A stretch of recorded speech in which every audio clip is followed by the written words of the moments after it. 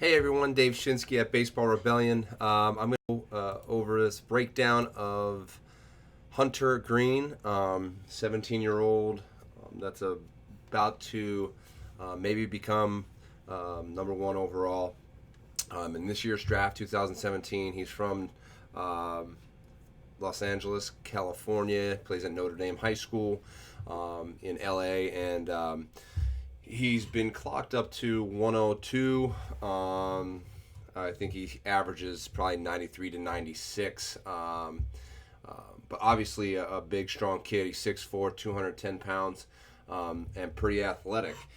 He does hit as well, and he's a pretty good top ranked shortstop as well. And I'm going to go over why I think that he, as well as a guy named Brendan McKay of Louisville, should be picked as position players first because of some of the flawed mechanics I see with Hunter and also Brendan. We'll start off with his drive down the hill. I do like the way that he hooks the rubber. This is something that we teach here at Baseball Rebellion is try when you can to hook that rubber. What that means is basically get the back cleats of the wall of your cleats on the rubber, and so your leg can drive from there, get a good ankle drive with your hips and knees following as well. Okay, so again, we'll see how he drives his lower half. We'll stop it in this move right here. So he does get a little bit of drive from his knee, but not much. I do like the way that he's getting into this position with sideways V, we call this. But again, is this the most efficient move that I've ever seen? Definitely not. He can get a lot more movement through his lower half to create better timing through his throw and through his delivery. Okay, so again, you'll see I have a side view here, and then I'm going to switch over to the front view and show you what I mean with his timing issues. Okay, so right here, as he now is going to drive off the mound and kind of roll that knee into the ground. This is where he's trying to gain momentum. Again, he's a hard, strong kid, hard thrower. But again, he doesn't use his lower half efficiently. One thing I also see is that he's a toe lander. Okay, we teach a heel land here just because we want our glutes to fire and not our quads. So again, our big muscles of our glutes and not the small muscle of our quad to fire after we hit foot strike. Again, as he hits his toe. The big thing is, I mean, I don't think he's fully into the ground until like right here when he's at foot strike. That's when I think, and just take a look at how he's really opening up this front half and really flying forward. His spine angle is very, very forward, which is going to put a lot of stress on the UCL. Through his throw and through his external rotation.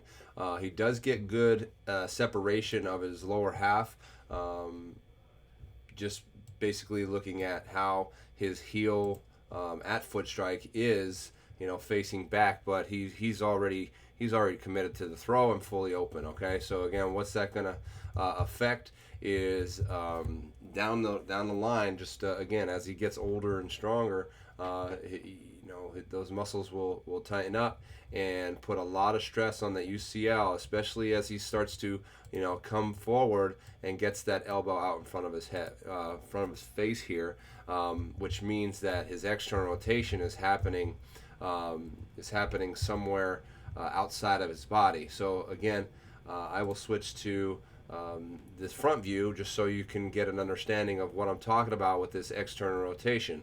So when he gets to front foot strike again, um, doesn't have much of a drive down the hill. He kind of just like falls, lands on his toe, and I would say that that's not foot strike. That's foot strike. You can see how already his arm is outside of his body and his front shoulder is kind of flying towards first base. Um, what we talk about here is more horizontal rotation. So instead of directly rotating down through the baseball and through the catcher, he's more turning horizontally, which is just this way instead of this way on an angle. And what happens is he gets his external rotation, I would say, is right there. Again, there's more frames and more clicks, but this is where I think it's safe to say that is happening outside of his body. Okay, and what that does is again puts a lot of stress on that UCL, especially with a guy throwing 100 miles an hour. The other thing I see is again with an inefficient lower half is as he starts to open up and get into the ground, guys like this want to come off the ground, and that's even putting more stress on the UCL, just because that's where all the tension is based, especially when his back foot is coming off the rubber. Again, he's a guy that gets really low through his finish, and he's almost throwing the ball purely sidearm. And again, his finish is a little bit tense as I see his arms straightening out and stiffening up, and then coming out of the finish. Again, we'll take a look at it here as he comes through. He does come off the mound here again. I don't know if this is the same clip, but for the most part, this stuff is going to be stuff that he repeats through his mechanics, especially as he throws more. Okay, he's a guy that has been playing shortstop and doesn't pitch all year round.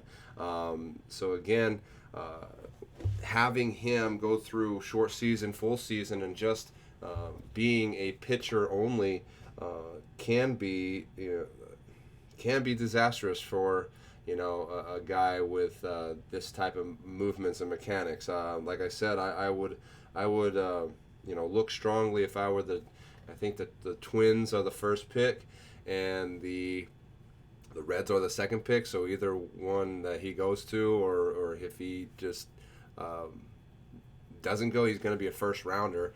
I think that they should really look at his movements and mechanics and hopefully help him. I know I can definitely help a guy like this. So in any case, man, if you're listening or watching, Baseball Rebellion, Pitching Rebellion is where you want to look for the best movements. Okay, so I think that they should definitely kind of take a look at him playing a position before he pitches, just because of how many things are going on with his external rotation, his foot coming off the rubber, and again, how big and strong he is. Okay, they compare him to Noam Syndergaard, and they compare him to Alex Rodriguez, who had the longer career and who has more to lose. I would say a pitcher. So again, you can always, I think it would be easier to go back to being a pitcher than a position player, just because pitching is easier. And yes, I am a pitching coach, but the big thing is pitching is definitely easier. You're giving the ball, you're giving your signs, you're giving your bunt defenses. So again, those are my kind of opinions of why I think Brendan McKay and Hunter Greene should be taken as position players instead of pitchers. And again, best of luck to them. And it's not their fault.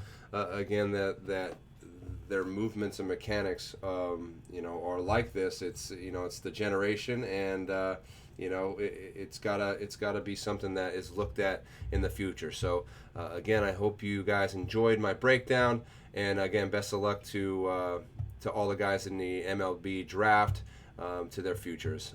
This is Dave Shinsky at Baseball Rebellion. Thanks a lot.